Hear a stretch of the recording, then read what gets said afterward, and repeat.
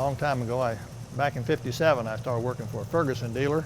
I worked on putting new idea manure spreaders and wagons together. And then of course, he had the Ferguson tractors too, and they had some mechanical problems with those. So that was my introduction to the Ferguson 40 tractor. The tractor came from northern part of Michigan.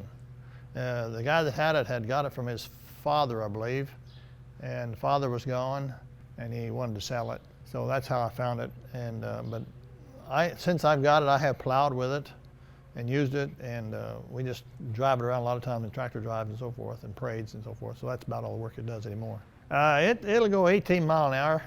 If you rev it up a little faster than, if you're on 2400 RPM on the engine, you can get almost 20 miles an hour out of it. So that's a pretty good speed. So the color scheme is what attracts a lot of people. And they'll ask, well, how old is that tractor?